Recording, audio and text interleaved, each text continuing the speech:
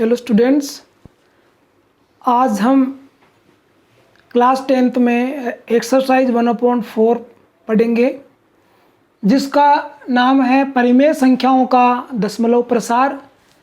सवाल शुरू करने से पहले मैं आपको एक बात बताना चाहता हूं कि जितनी भी मैंने एक्सरसाइज बनाई है उन सभी की प्लेलिस्ट बना रखी है। तो प्लेलिस्ट में जा कर के आप जो भी एक्सरसाइज लेना चाहो वहाँ से चूज कर सकते हो। अब देखो हम आगे हल करते हैं सवाल।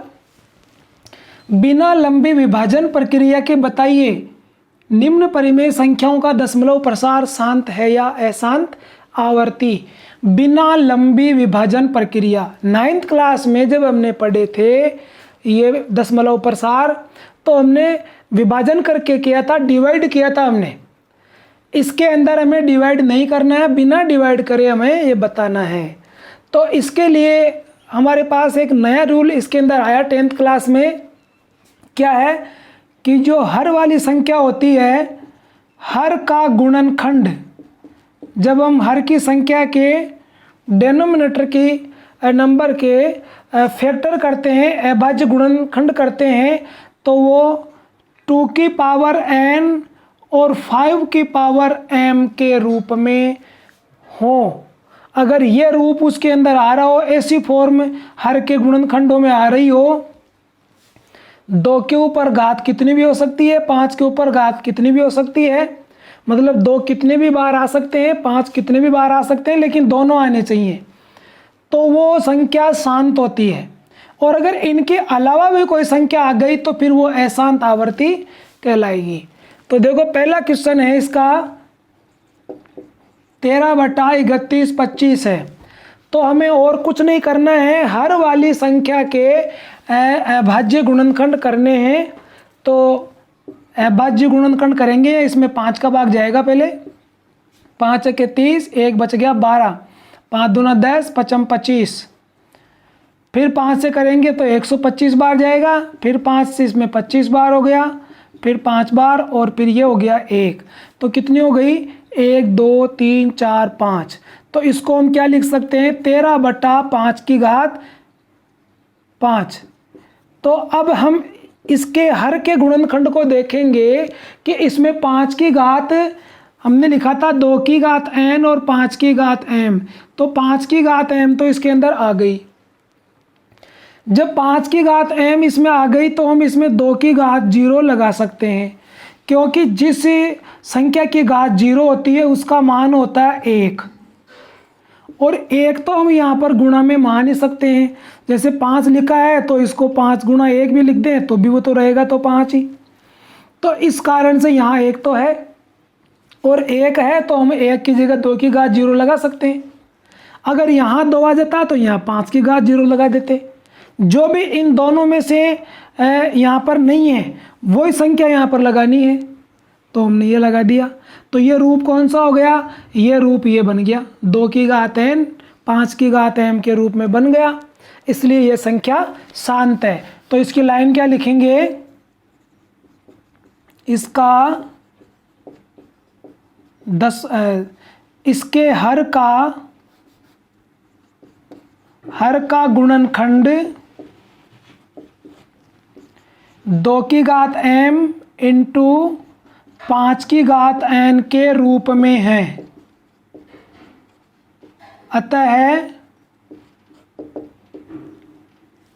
अतः इसका दशमलव प्रसार शांत होगा। ये लैंग्वेज हमें इसमें लिखनी है। जो भी सवाल हैं इन सभी को आपको ऐसे ही हल करना है, हर के गुणनखंड करने हैं और बस इनका आंसर लिख देने हैं। जैसे अपन ये 5वां क्वेश्चन ले लेते हैं, इसमें 29/343। अब 343 के गुणनखंड करेंगे तो इसमें 7 का भाग जाएगा, 7 चौक 28, बच गए 6, 7 नाम 63, 7 7 49 और 7 एकम 7। तो क्या लिखेंगे इसको, 29/7 की घात हो गई 3। अब देखो इसके अंदर 2 भी नहीं है और 5 भी नहीं है, 2 की घात भी नहीं है, 5 की घात भी नहीं है। यहाँ पर जब 5 की घात थी तो हमने 2 की घात 0 लगा ली थी। अब यहाँ पर तो 2 भी नहीं है और 5 भी नहीं है, और अगर ये दोनों हम घात 0 करके लगा भी दें, जैसे मान लो यहाँ पर ये करके लगा भी दें, तो भी यहाँ पर ये 7 की घात 3 ये अतिरिक्त संख्या आ गई। अतिरिक्त संख्या आ गई तो फिर हमें ये नहीं लगाना है, हम ये लिख देंगे इसके हर के गुणनखंड 2 की घात m इंटू 5 की घात n के रूप में नहीं है। अतः इसका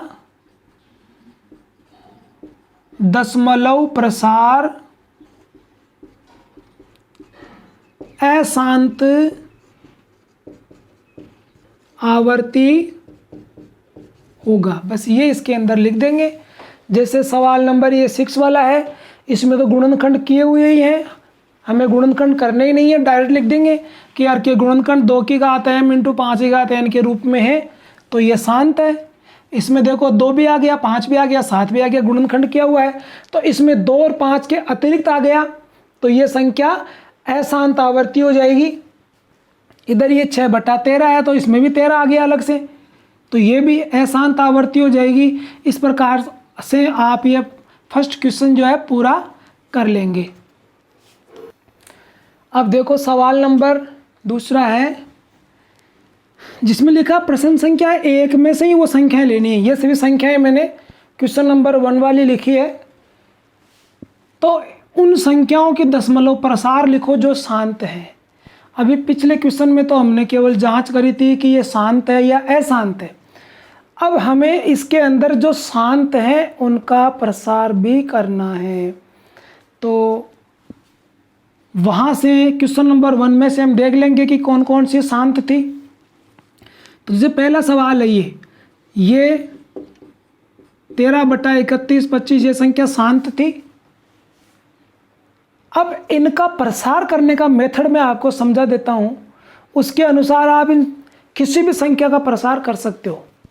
जैसे पहले हमने इसके गुणनखंड किए थे, 31 25 के हर के गुणनखंड किए थे, तो इसमें 5 का भाग दिया था, 5 के 30, 5 दूना 10, 55 25,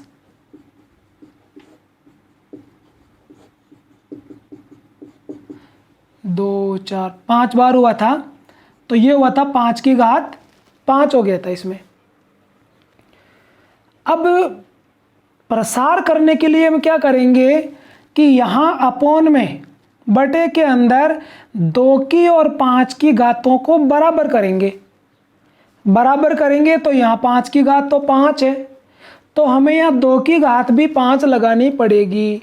अब जब बटा में हर में जब 2 की घात 5 लगा देंगे तो फिर अंश में भी लगानी पड़ेगी, क्योंकि अगर केवल हर में लगा दिया और अंश में नहीं लगाया तो संख्या का मान परिवर्तन हो जाएगा। इसलिए हम क्या लिखेंगे इसमें,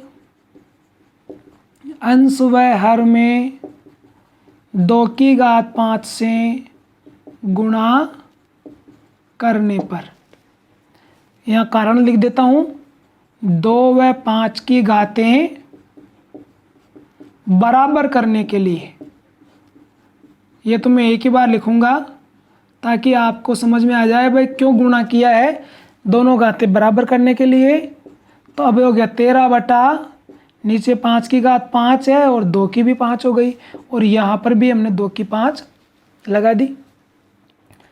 अब ये ऊपर हो गया 13 इंटू, अब 2 को 5 बार गुणा करेंगे, 1 2 3 4 और 5, 2 दूना 4, 4 दूना 8, 8 दूना 16, 16 दूना 32, तो ये हो गया 32। नीचे ये हो गया 5 दूना 10, इनको गुणा कर लेंगे, 10 की घात हो गई 5। ये जो पावर है इसको एक ही बार लगा देंगे, संख्याओं को गुणा कर लेंगे, ये जो 2 और 5 है इनको। अब इनको भी इंटू करना है, 13 दूना 26 का 6 असल की 2 और 13 तिया 39, 39 और 2 41 बटे 10 की घात 5 मतलब 5 जीरो हो गई, 5 जीरो हो गई तो हमें 5 छोड़ करके पॉइंट लगानी है, 1 छोड़ दिया, 2 छोड़ दिया, 3 छोड़ दिया, और चौथी जीरो लगा दो, पांचवी जीरो लगा दो और फिर यहाँ पॉइंट लगा दो। ये इसका दशमलव प्रसार हो गया। तो किसी भी सवाल में प्रसार करने का यही मेथड है। यहाँ अगर 2 की घात 5 आ गई तो फिर हम 5 की घात 5 से गुणा कर देंगे अंश और हर में। जैसे दूसरा क्वेश्चन है 17/8, तो इसको क्या लिख देंगे 17/2 की घात 3। अब 2 की घात 3 आ गया, 8 के गुणनखंड यही है 2 गुणा 2 गुणा 2। तो अब इसमें क्या करेंगे अंश व हर में 5 की घात 3 से गुणा करेंगे, क्योंकि 2 की घात 3 तो आ ही गई, 2 की घात 3 तो आ गई। अब हम 5 की घात 3 से कर देंगे 17/2 की घात 3 इंटू 5 की घात 3, और यहाँ पर भी 5 की घात 3 ऊपर नीचे लगा दिया, अंश और हर में गुणा कर दिया। तो अब ये क्या हो गया 17 गुणा, अब 5 की 3 मतलब 55 25 25 पंजे 125, और अपॉन में हो गया 10 की घात 3। इनको गुणा करेंगे 17 पंजे 85 का 5 हासिल की 8, 17 दूनी 34 और 8 42 का 2 हासिल की 4, और 17 एकम 17 और 4 21, और बटे में आ गई 3 जीरो, 3 घात है 3 जीरो आ गई। अब 3 छोड़ के पॉइंट लगा देंगे 5 2 1, ये 3 अंक छोड़ दिए, फिर आ गई पॉइंट और ये आगे 2 आ जाएगा। तो ये इसका दशमलव प्रसार हो गया।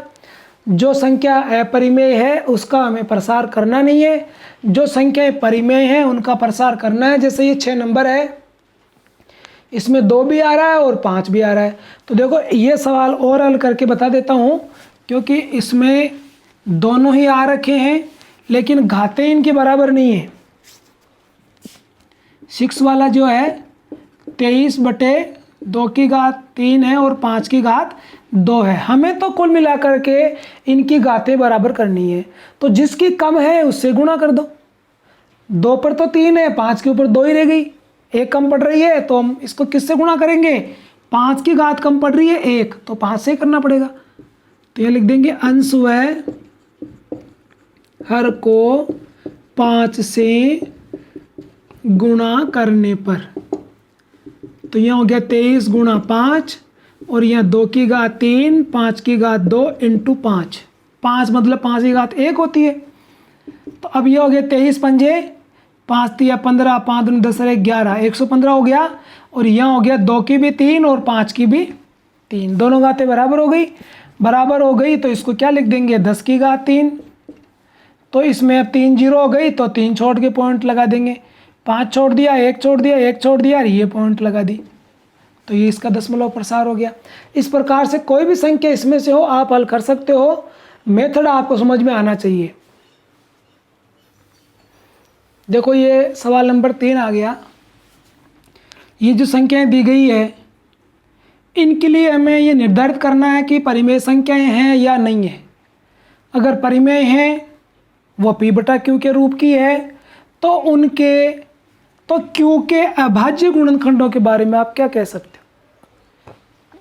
हर के अभाज्य गुणनखंडों के बारे में आप क्या कह सकते हो? तो देखो फर्स्ट वाला है 4 3.1 2 3 4 5 6 7 8 9। इसके आगे कुछ भी नहीं है, ना डैश डैश किया हुआ है, ना संख्या है, कुछ भी नहीं है। इसका मतलब संख्या यहीं पे रुक गई। जब संख्या रुक जाती है इसका मतलब ये शांत है, अब आगे नहीं बढ़ेगी। तो ऐसी संख्या को P/Q के रूप में बदलने के लिए हम इसके पॉइंट हटा देंगे और अपॉन में 1 लगा करके 1 लगा करके कितने अंक हैं ये पॉइंट के बाद वाले उतनी जीरो लगा देंगे। तो 1 से लेकर 9 तक के हैं, 9 जीरो हो गई, 9 जीरो हो गई। तो अब इसके जब हम गुणनखंड करते हैं तो इसमें जीरो आ रही है, 10 आ रहा है, मतलब तो कितनी घात हो गई 43, फिर 1 2 3 4 5 6 7 8 9 बटा में इसको हम लिख सकते हैं 10 की घात 9, 43 123 456 789। 10 को हम लिख सकते हैं 2 इंटू 5 की घात 9 हो गई। अभी पिछले सवाल में जब 2 × 5 था तो हमने उसको 10 लिखा था, तो 10 को वापस यूँ लिख सकते हैं। 10 के गुणनखंड 2 × 5 ही तो है।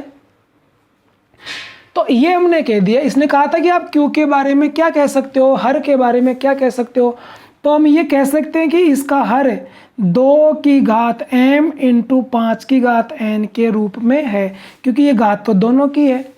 तो हम इसमें लिख देंगे दी गई संख्या परिमेय है, P/Q के रूप में है और Q का रूप 2 की घात m × 5 की घात n का है। ये इसके अंदर लिख देंगे। अब सवाल नंबर 2 है, इसका क्वेश्चन नंबर 2 है। देखो ये, इसमें हम देख रहे हैं पॉइंट के बाद में पहले 1 2 0 आ गया, फिर 1 2 0 0 आ गया, फिर 1 2 0 0 0, एक एक जीरो बढ़ता जा रहा है, बढ़ता जा रहा है। और आगे देखो डैश डैश डैश, मतलब ना तो संख्या रुकी और ना संख्या इसमें वापस अंतराल के बाद में आ रही है। पहले 12 आए, फिर 1 0 के बाद में 12 आए, फिर 2 0 के बाद में 12 आए, फिर 3 0 के बाद में आए, फिर 4 0 के बाद में आएंगे। मतलब संख्या बीच में एक एक संख्या बढ़ती जा रही है, तो मतलब इसको आवर्ती नहीं कह सकते हम। तो यहां लिख देंगे यह संख्या अशांत भी है, अशांत अनावर्ती है। बस इसको ये लिख देंगे, यह संख्या अशांत अनावर्ती है। तो अनावर्ती है, अशांत है, तो P/Q का रूप इसमें है ही नहीं, तो इसमें P/Q का रूप नहीं है। लेकिन ये कह रहा कि P/Q के रूप की है, तो Q के अभाज्य गुणनखंडों के बारे में आप क्या कह सकते हो। तो ये संख्या अशांत अनावर्ती है, इसको हम P/Q के रूप में नहीं लिख सकते। इसमें लिख देंगे इसे P/Q के रूप में नहीं लिख सकते, क्योंकि ये शांत होती या अशांत आवर्ती होती जब लिख पाते। ये अनावर्ती है, तो इसको P/Q के रूप में नहीं लिख पाएंगे, और P/Q के रूप में नहीं लिख पाएंगे तो हमें Q के बारे में कुछ भी नहीं कहना है। अब इसका सवाल नंबर 3 वाला देखो, क्वेश्चन नंबर 3 है इसका।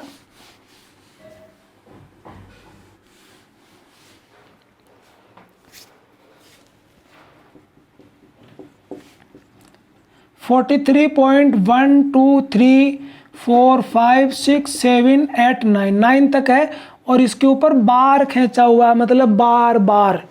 इस बार का मतलब है बार बार। ये संख्याएं बार बार आती रहेगी।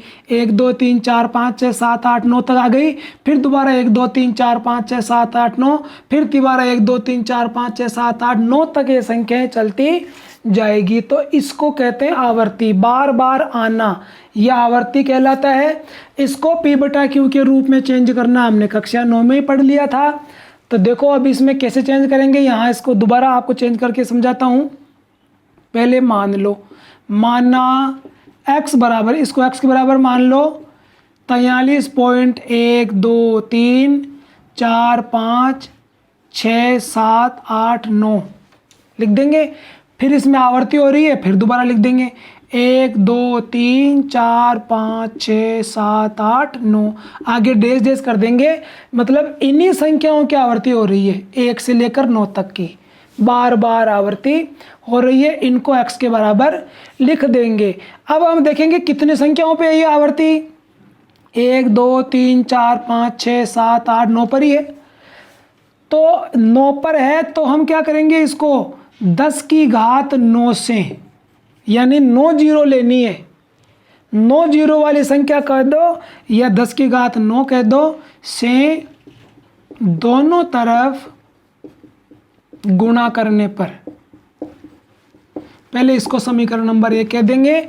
अब जब इसको गुणा करेंगे तो यह हो गया 10 की घात 9x बराबर, अब इधर जब गुणा करेंगे 10 की घात 9 से, मतलब 9 जीरो वाली संख्या, तो ये पॉइंट यहाँ से हट करके यहाँ आ जाएगी, पहली आवर्ती के बाद में हो जाएगी, क्योंकि पहली आवर्ती से तो गुणा किया हमने। तो ये हो गया 43, इसके बाद में 1 2 3 4 5 6 7 8 9, फिर यहाँ पॉइंट आ जाएगी, फिर 1 2 3 4 5 6 7 8 9, फिर आगे डैश डैश चलता जाएगा। इसको हम समीकरण नंबर 2 कहेंगे। अब समीकरण 2 में से एक घटाने पर, समीकरण 2 में से एक घटा देंगे तो क्या होगा, इसको क्या लिख सकते हैं अपन, इसको मैं इस 0 को 9 बार लगाऊंगा, 1 2 3 4 5 6 7 8 9, x इधर आ गया 43, 1 2 3 4 5 6 7 8 9, फिर पॉइंट 1 2 3 4 5 6 7 8 9, आगे डैश डैश चलती जाएगी। संख्याएं बहुत बड़ी है, ये आवर्ती बार बार हो रही है, चलती जाएगी। नीचे ये समीकरण नंबर 2 आ गया, 2 में से एक घटाएंगे, 2 ये समीकरण है और पहला ये है, तो यहाँ अपॉन में x आ गया और इधर क्या आ जाएगा 43.1 2 3 4 5 6 7 8 9, आगे डैश डैश हो गया। अब इसको घटाएंगे तो घटाने के लिए चिन्ह बदलना पड़ेगा, तो यहाँ माइनस और यहाँ भी माइनस, इधर घटाएंगे तो देखो ये इधर आवर्ती वाली संख्याएं जो है ना ये कट गई, तो क्या बचा, इधर 9 में से 3 जाएगा 6 बच गया, और यहाँ 8 में 4 जाएंगे तो 4 बच जाएंगे, और यहाँ पर 7 बच गया, फिर 6 बच गया, 5 बच गया, 4 बच गया, 3 बच गया, फिर ये 2 है, 1 3 और 4, ये संख्याएं आ गई इधर तो, और इधर ये जो है इनमें से एक माइनस हो जाएगा, इनमें से एक माइनस होगा तो यहाँ पर हो जाएगी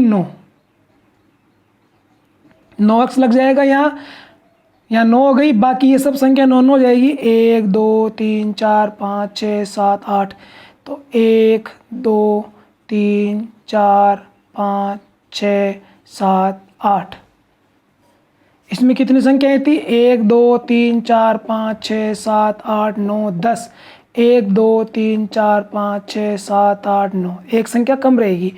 अब इसको अपॉन में ले जाओ, तो 43 1 2 3 4 5 6 7 4 6 बटा ये 8 बार है 9, 1 2 3 4 5 6 7 8 9 बार, 2 3 4 5 6 7 8 और 9, ये p बटा क्यू का इसका रूप है, हो गया। ये कौन सा रूप हो गया, p बटा क्यू का रूप। लेकिन अब यहाँ पर देखो ये क्या 2 गुणा 5 का रूप है क्या, हर में q का रूप 2 गुणा 5 का है क्या, नहीं है, तो यहाँ लिख देंगे अतः q का रूप 2 की घात m इंटू 5 की घात n का नहीं है। इस प्रकार से हमारी एक्सरसाइज 1.4 समाप्त होती है। इसी के साथ आपको बहुत बहुत धन्यवाद जो आपने हमारी वीडियो को पूरा देखा।